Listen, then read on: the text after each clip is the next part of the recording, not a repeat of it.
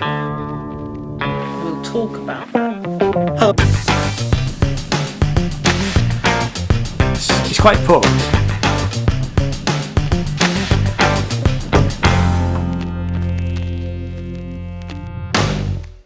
Hello and welcome, my name is Ian. This channel is all about music and art, and this is where we talk about music and art. And in this video I'm going to look back at what's happening regarding music streaming in the UK. And over the last couple of months, the UK government's Digital Culture, Media and Sports Committee have been looking into the way that streaming platforms and large record companies manage payments to songwriters, musicians and performers. And on the 15th of October 2020, Parliament published a news article stating that this particular committee would inquire into the impact of streaming on the future of the music industry. The article stated that the inquiry will consider whether the government should take action to protect the industry from piracy in the wake of steps taken by the EU on copyright and intellectual property rights. I knew that some high-profile musicians were giving evidence to this committee, and the first of these meetings was on the 24th of November and another meeting on the 8th of December. Now these meetings were long, lasting over 3 hours each. So what I've done is I've edited them down into shorter videos, and I have put direct links to the questions in the description down below, which will make it easier for you if you want to look at a specific question and not watch the whole thing. It's worth providing a background to the witnesses giving evidence. So in the first session from December the 4th, we have Maria Forte, who is the Managing Director at Maria Forte Music Services. Maria has worked in the music industry for the last 3 decades. She began at Virgin Music Publishers and in the late 70s in an administrative capacity, where she remained for 14 years. The last 5 years of that period as General Manager until the sale of Virgin to the EMI Group.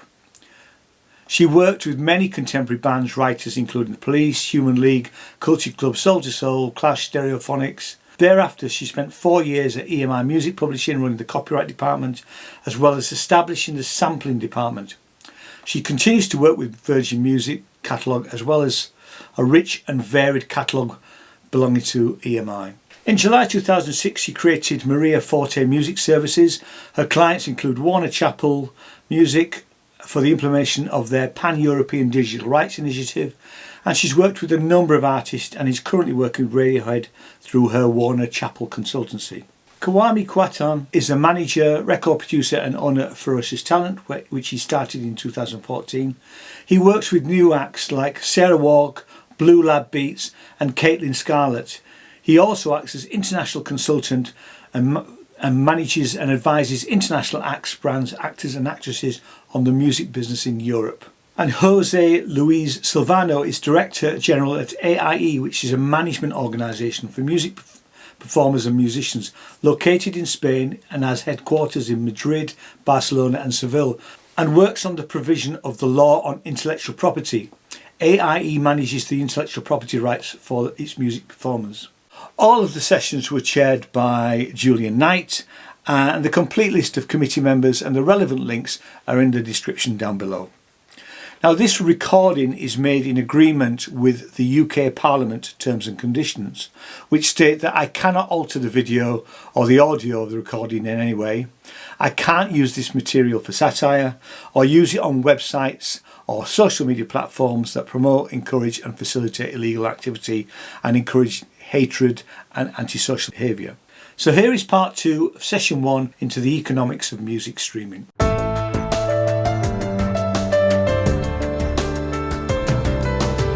Damien Hines.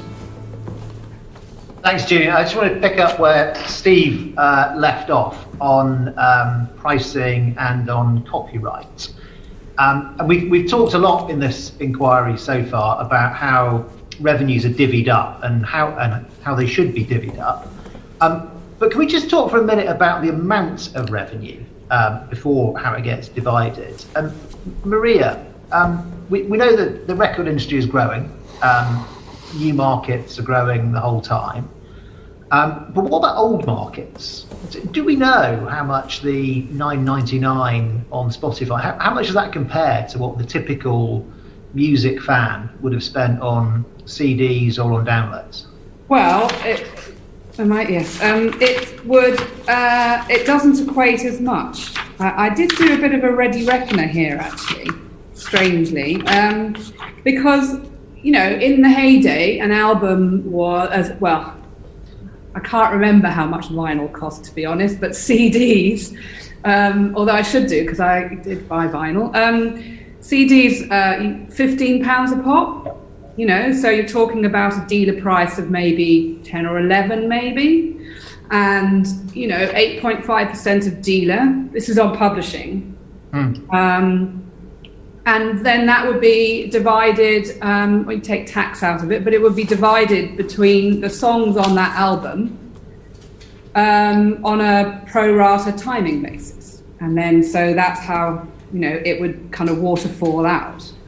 So when you then got to iTunes and downloads, you could download a whole album. You're talking about 8%, but that was a whole album, and again split between tracks. But then when it became, sort of divorced, you could divorce tracks from the main album. Then you're talking about 99p or 79p. So it's constantly diminishing. Just as an aside, by the way, this isn't fundamental to our inquiry, but why didn't the industry differentiate more on price for downloads? Why was there no difference? There was a copyright tribunal. Go on. There was a copyright tribunal.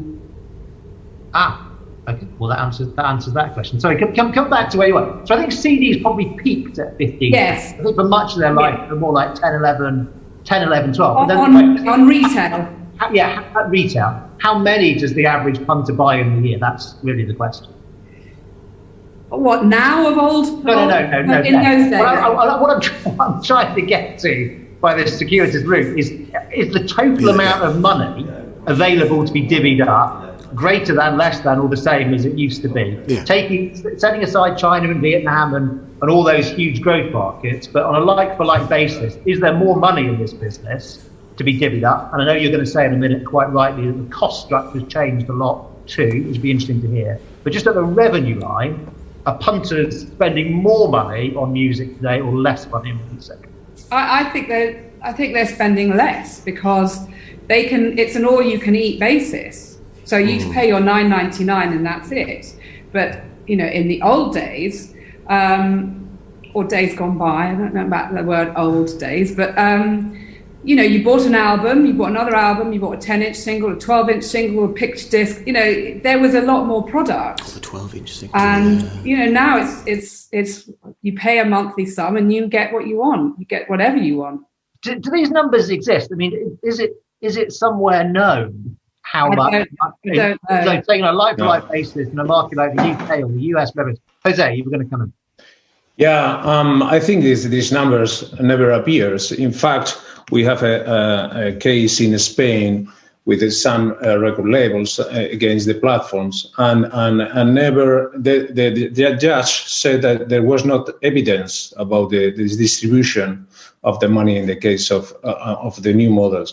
But I would like to pay your attention in the case of the Spanish government that recognize this problem that you say that how if the money is enough or not and how should divide it. And in fact, our studies say that, of course, there is room for different distribution. The amount of the total market is almost the same that we have before, and even will grow very, very sharply in the next years. But you know that in Spain we have a collective managed equitable remuneration for the performers, and that we collect the AIE, the Collection Society for Performers in Spain, on top of the contracts and all the relations between the contracts and the labels and the performers, and that we are managing this right, and the music services pay directly to AIE for performers. Okay, we get the information of the users in Spain of all the music that is used by the platforms, and then we distribute that money quarterly to all the performers, not only future performers but also the session musicians, and we pay through the world with our 99 bilateral agreements. Even we are paying to PPL, for instance, for the British performers, or the remuneration that is collected here in Spain. And I think this is very good to demonstrate that you can rebalance the situation. I don't want to cut you off, but I think we're going to come back later in the session to all those distributive issues. Mm-hmm. Can I just Maria? Can I come back to you for now? I mean, you do get quite a lot for your $9.99. If you're on one of these free offers, I mean, you get all part of Amazon Prime or something. I mean, you get even more, don't you? And Apple TV Plus, because they've done Apple Music now, so it's bundled. So why do you all put up with that? I mean, aren't you collectively, and this isn't just artists or just composers, it's labels, well, it's everybody, funding the marketing expansion of these labels? And to come back to Kwame's point, I mean, whether it ultimately is Spotify or someone else, eventually in all markets, you get disintermediation and people realize there's a way to take more of the value chain. Isn't this industry just enabling that happening? Look, I don't think we've reached streaming numbers yet. I think we're still on an upward curve. There's a huge demographic that hasn't really been included in this streaming thing. I mean, it's a lot of young people, who are tech savvy are engaging with streaming, but the older generation, less so. And, there are new services. There's one in particular that I know, which is putting a streaming services through television, so people feel more comfortable to be able to access it rather than computers. And, it's a matter of engaging a greater audience to make, more money. It's as Freddie Laker used to say, it's bums on seats. You've got to get more people, you've got to get more people using streaming, but this is the important factor, is you've got to make sure that what comes out the other end is equally distributed and fairly distributed. These streaming numbers are large as far as we're concerned because we're looking at a previous marketplace, but they're not. It's got to get bigger, and it's going to get bigger. So it's bundled. It's all part of making more money ultimately. And, Apple's very powerful when it comes to negotiation. These are tough negotiations that happen. Kwame. Yeah, I mean, we have to remember that in order to get past piracy, we needed streaming to win. Just, you got to think back to the time. We needed streaming to win. So that was the only way. Now, the simple thing here is, and I agree with a lot of what Maria said, is in going forward, we've just got to make sure that, whichever way it happens. I'm listening to Jose and he's talking about ER, and I'm saying good, but even with that, we've got to make sure that the people that at the moment are collecting, because they are label owners themselves, as in artists, and there are many artists now. I have quite a few that own their own masters, that they aren't affected or suffer. It has to be that everybody wins going forward, but this can happen. And again, I'd go a bit easier on the mute. I'd say, why are we all putting up with it? Well, we're here.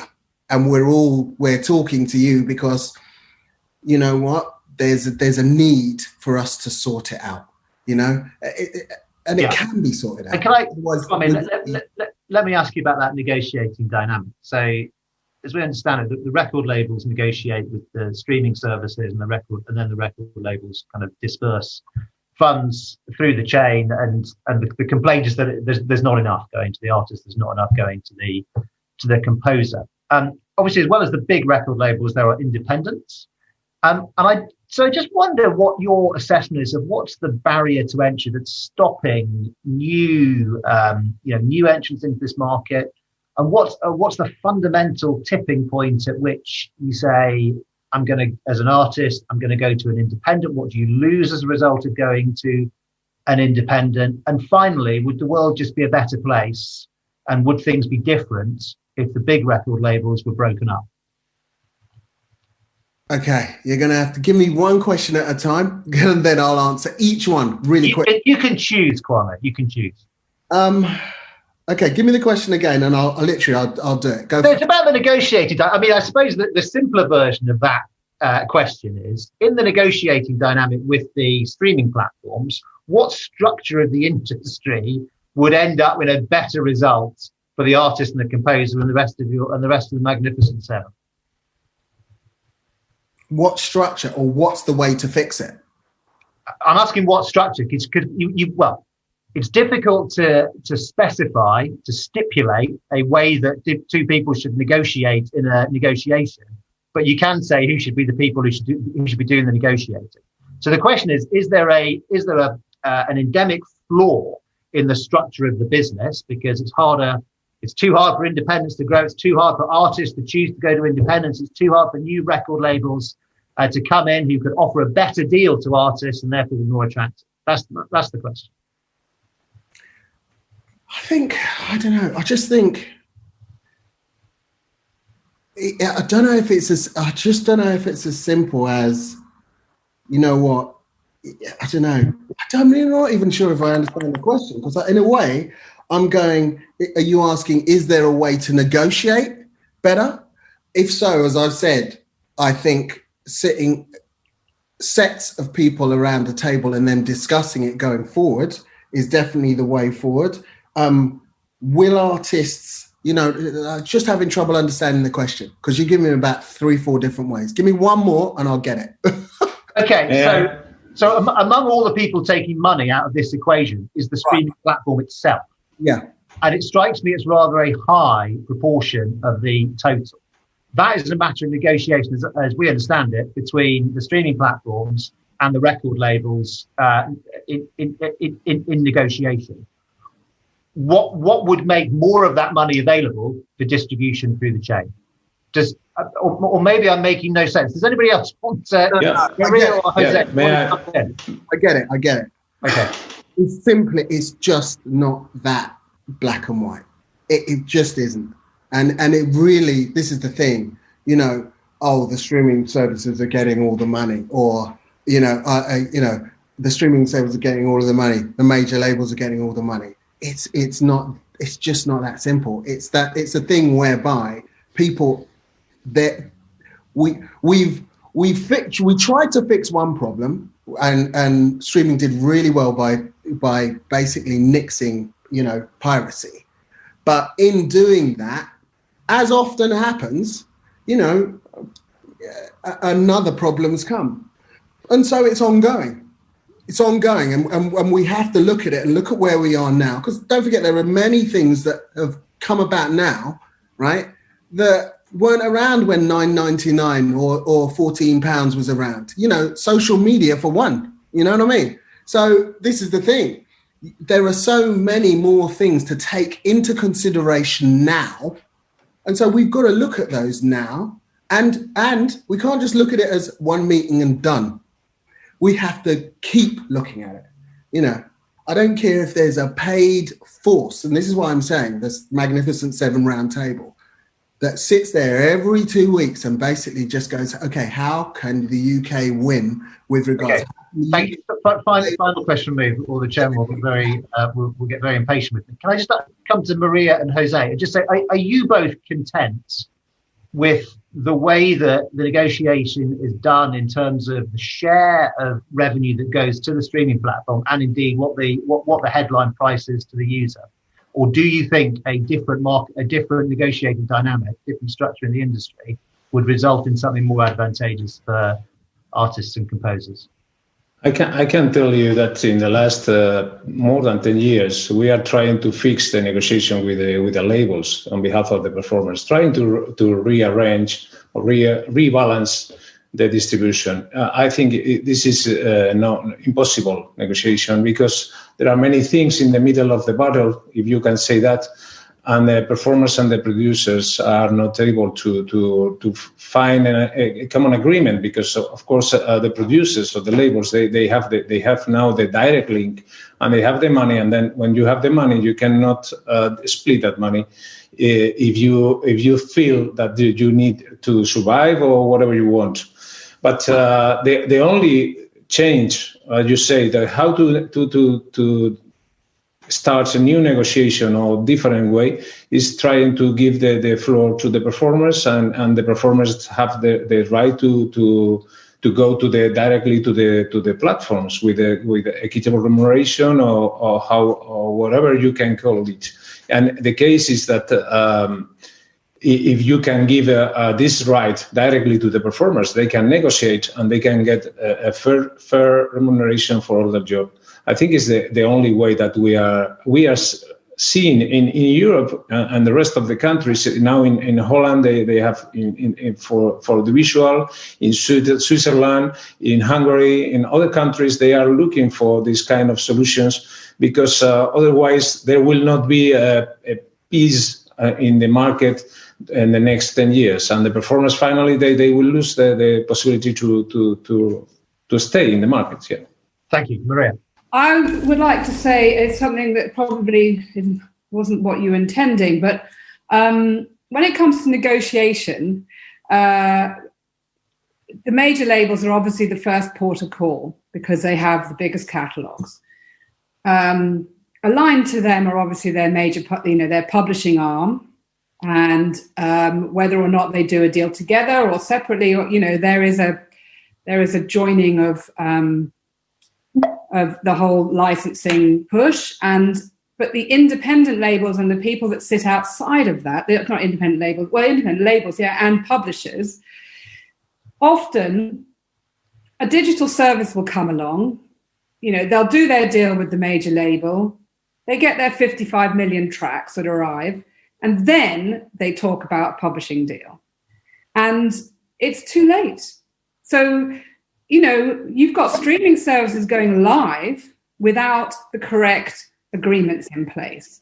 So that adds a dynamic that nobody really wants, because you want to license them, but equally, and so you lose ground. And I think that is a really key point, that no one should be launching without the correct agreements in place, because then that means delayed distributions. It means all sorts of things. And I think it's a key point. It needs to be addressed in this mix. Thank you. Thank you. Clive Efford. Yeah. Thank you, Chair. Maria, can you take us through what the traditional role of publishers has been in the music making process in the past, and how that's been impacted by streaming? And if I can add to that, just how that's affected independent publishers in particular. When you say that, what do you mean the process? Well, in the process of that you're involved in bringing music to the public. So what has been your role traditionally in that, and how has that changed by streaming? Well, my role personally has been on what I call the nuts and bolts side. So, my position in any publishing entity that I've worked in, and now as my own independent consultant, is to protect the rights of the composers that I work with and the artists. But, so in the old days, you would, it was a lot simpler to license recordings of an album or a single. They were static things; they didn't change. Now these days, with basically collecting and distributing on a streaming service, it's extremely complicated. Not least because often the metadata is just incomprehensible, and you don't know. The CMOs who license streaming services can sometimes receive data that is not possible to even process. So there's a delay in that. The metadata is not good enough for them to even identify the songs that are actually coming through in royalty income. And I mean, I don't know whether you're going to talk about metadata, but anybody who knows me will be raising their eyes at this point. Metadata is so important in this whole mix that people get paid properly, because without that, digital services can't actually account to the CMOs that they have to in order for writers to get paid. the metadata goes from the label to the digital service attached to the assets. So the artwork, the music, and then the metadata. Those are the three key pieces that go together to the digital service.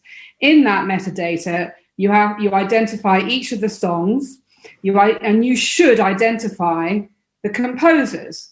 Some labels identify composers, some don't, which means that the ones that don't, when it goes through to the digital service can only push what it's received. And so the copyright societies, it's very difficult.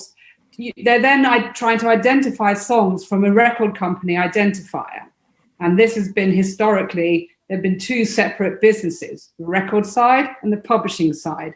And until now, they haven't really worked together in kind of fusing the data that they use. And that's what's happening at the moment. But it's very late in the day. It's extremely complicated because you can have one song with multiple recordings. And, so this is a problem when it has to come out the other end. It's knowing, have you been paid correctly? Have you been paid for the right songs, the right composers? And it's much more fragmented now and much more difficult, as well as the fact that there are billions of streams. So you're dealing with huge amounts of data, whereas before you weren't. So that's the difference. And do you as a publisher have a role? So I'll come to you, Jose. I just wanted to follow up and say, do you as a publisher have a role in untangling that? Yes, I do. I sit on various committees, or I have done. I was a founding member of IMPEL, which is the Independent Music Publishers e-licensing body, and it's basically it's incredible. I don't want to make it sound that it's unfixable, because it isn't unfixable. What will fix it is the metadata, and metadata really matters, and that's something that everybody needs to come to the table with and fix, because then the flow of income will be much more accurate. And in terms of a fix for that, is that what are the roadblocks to fixing it? Is it because it should be compulsory that record companies supply song data and writer information. The writer information is key, and not just of they are doing it much more so these days. Not all labels, but it's the back catalogue. There has to be a big process of going back over the back catalogue and adding those composers, because it's been much more of a forward movement rather than a backward movement. When we were aware that this had to happen. And just a final point on that issue. So what will make the record labels do that? Well, I've had conversations, and I'm not saying it was a major label, independent label, with a label in one of the kind of seminars that I do about metadata, because it's very close to my heart. I said record labels need to apply composer information, and somebody piped up, well, I don't really care about composer information because it's nothing to do with me. I'm not changing my system to do that. And my view is, many artists are also composers of their own material. So I think it's not morally correct that you would want to obstruct an income flow by not putting that on there.